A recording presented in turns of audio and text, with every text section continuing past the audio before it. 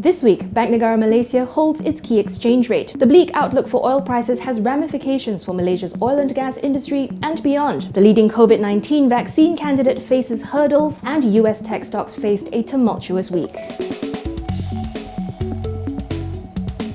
On Thursday, Bank Negara Malaysia maintained the overnight policy rate at the historic low of 1.75%. Since the start of the year, there have been 4 rate cuts, amounting to a total of 125 basis points, as Bank Negara maintained a very accommodative monetary policy to support the economy, which was hampered by COVID-19. But why did it press pause on interest rates now, when there are tough times ahead? Well, Bank Negara says it sees signs of improvement both globally and domestically, so the worst might be over. However, we might not see the V-shaped recovery some had hoped, and the pace of it may be uneven. The pivotal question, though, is what happens when the blanket loan moratorium and wage subsidy programs expire at the end of this month. But the good news is there are targeted measures to support the economy, so naturally the next thing to watch out for here is what the government will announce in Budget 2021. Oil prices are now hovering at around $40 a barrel. After averaging between $42 and $45 a barrel for the last 2 months, Brent crude tumbled below $40 this week, signaling a bleak outlook for oil. Why?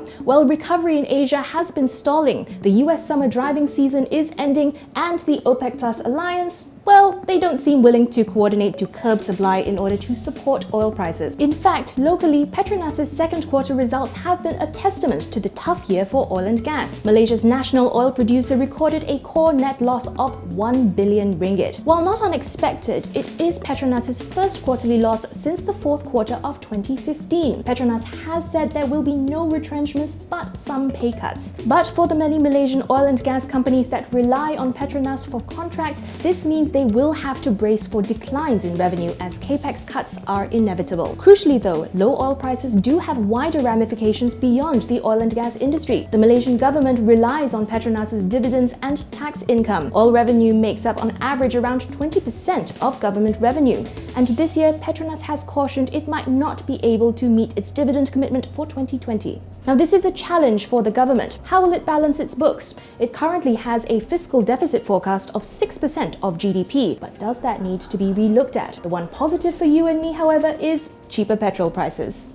People around the world are practically holding their breath for a COVID-19 vaccine. But this week, frontrunner AstraZeneca paused its trials when one of its participants became sick. The company is assuring the public that this is routine practice and says it's reviewing the event to make sure there are no significant delays to the study. But this does show us how difficult it is to bring a vaccine to market. Although there are nearly 200 vaccine candidates in the works, this demonstrates why the rigorous process cannot be rushed. So it will be some time before the global economy returns to pre-COVID levels of growth. But could this bode well for the Malaysian glove makers who have recently seen sharp price corrections? Or is this just investors locking in their gains on the back of the rather expensive valuations and price jumps? In the US, equity markets are seeing a sharp correction after an almost uninterrupted rally since the March lows. What was the catalyst for this? Well, a combination of factors. Firstly, questions over whether the rise in tech stock prices were genuine or if it was due to trading of derivatives, especially by SoftBank. And of course, valuations. Have prices overshot fundamentals? And that's what's been moving markets. See you next week.